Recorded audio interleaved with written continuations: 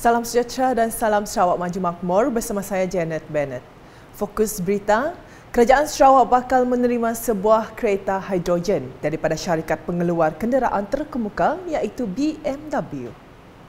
Premier Sarawak Datuk Petinggi Tan Sri Dr. Abang Abdul Rahman Zohari Tun Datuk Abang Openg berkata, perkara ini jelas menunjukkan semakin banyak syarikat mula beralih ke arah sumber tenaga bersih, khususnya hidrogen.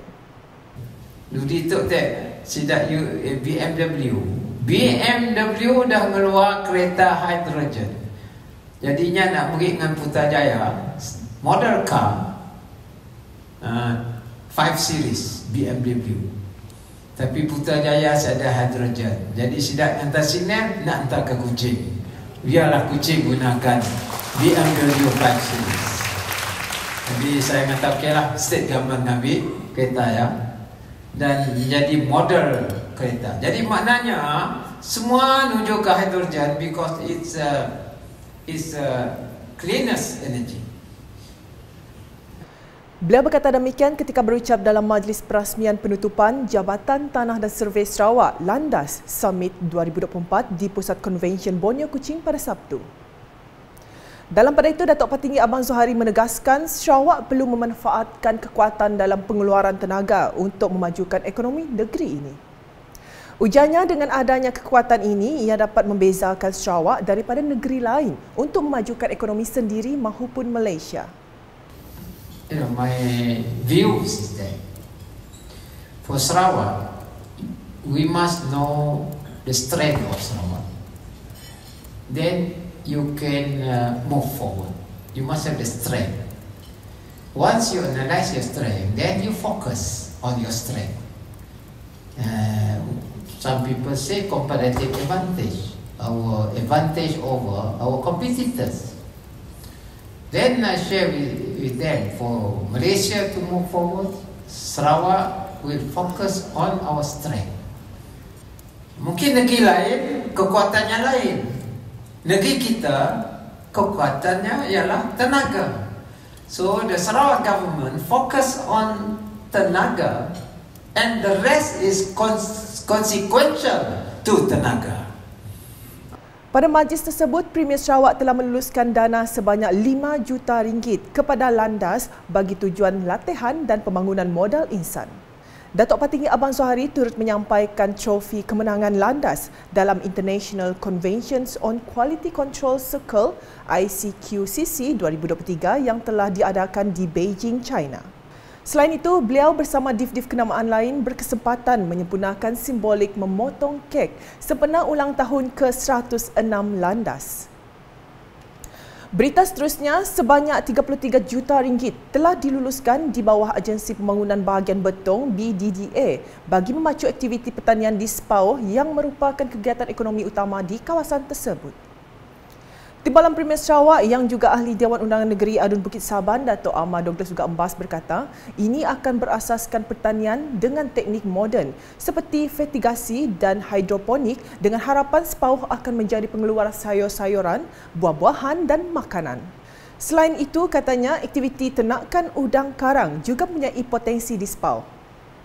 Untuk memacu aktiviti ekonomi, tambah beliau, RM5 juta diperuntukkan untuk membina medan selera di kawasan Pasar Tamu SPAO, manakala RM20 juta untuk projek pembesaran tebingan SPAO sedia ada. Datuk Ahmad Douglas Ugah berucap demikian semasa sambutan pra-Tahun Baharu Cina di Dewan Masyarakat SPAO pada Jumaat.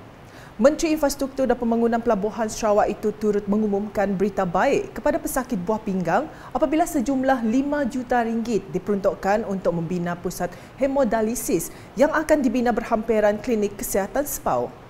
Berucap lanjut, beliau berkata Sarawak mempunyai hala tuju yang jelas seperti yang digariskan dalam Strategi Pembangunan Pasca COVID-19 PCDS 2030. Dalam hal ini, beliau bersama Ahli Parlimen Betong Dr. Richard Rapu akan meneruskan perancangan agar SPAO bergerak maju seiring dengan kawasan lain. Katanya peruntukan melalui BDDA akan memberi tumpuan kepada membangunkan sektor ekonomi, pendidikan dan kesihatan. Dalam majlis itu, Datuk Ahmad Douglas Ugah turut menyantuni para hadirin dan menyerahkan sumbangan sempena Tahun Baru Cina kepada 46 warga emas dari kalangan masyarakat Cina di SPAO.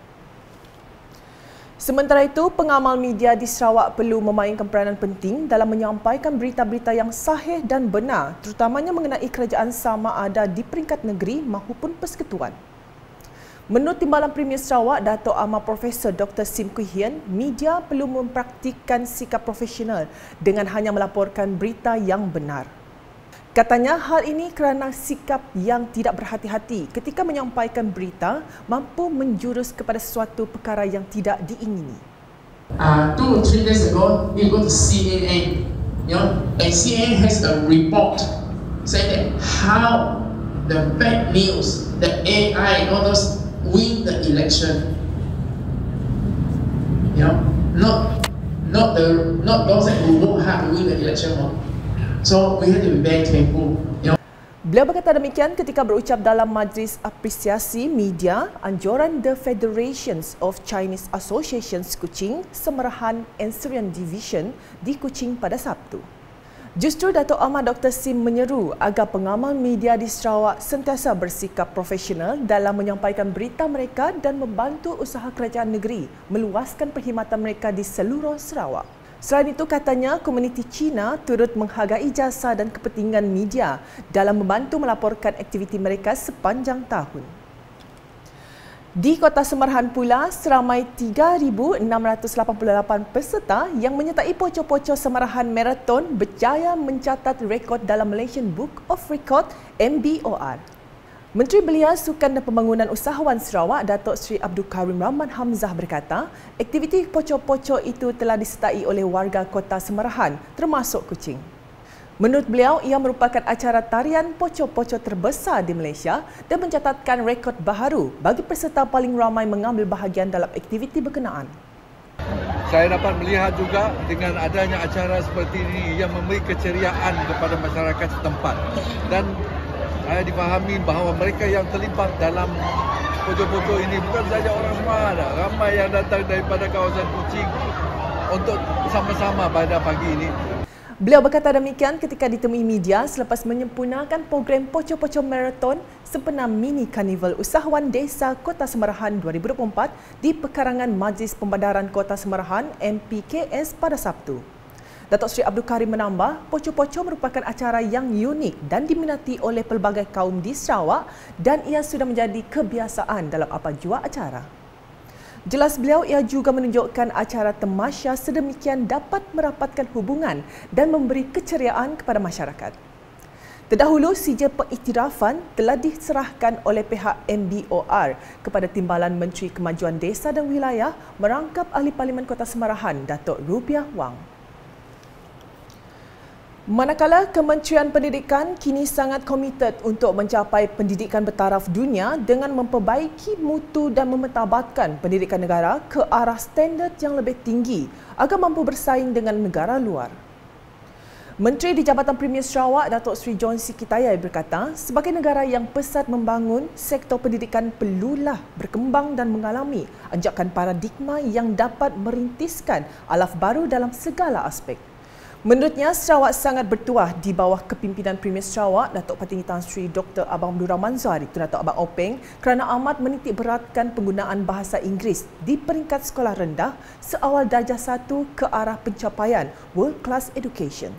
Pada pendapat saya, hal ini perlu digalakkan di peringkat awal bagi memudahkan anak-anak kita menguasai bahasa Inggeris untuk mendampingi cabaran pelajaran yang sangat tinggi tahapnya pada masa kini.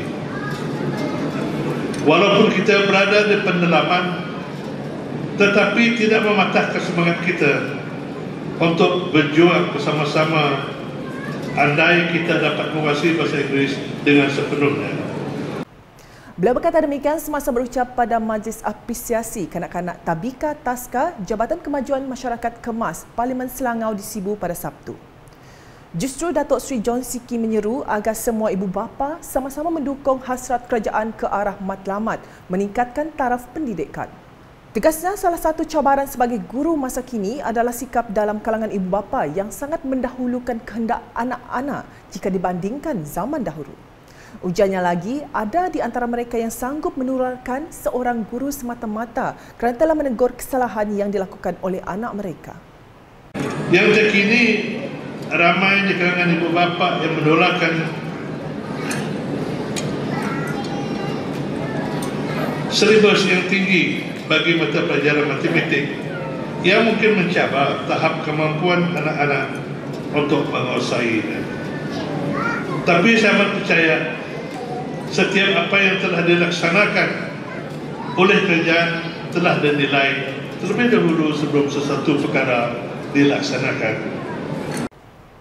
Sekian edisi Tengah Hari bersama saya, Janet Bennett. Berita lebih lanjut boleh didapati di semua platform media sosial UKAS, masuk portal ukas.sarawak.gov.my dan UKAS channel di YouTube. Sebelum mengakhiri buletin edisi Tengah Hari ini, kami tinggalkan anda dengan paparan Majlis Perasmian Penutupan Landas Summit 2024 yang disempurnakan oleh Premier Sarawak di Pusat Konvensyen Borneo, Kuching pada Sabtu. #Saluran Informasi Rakyat, Salam UKAS.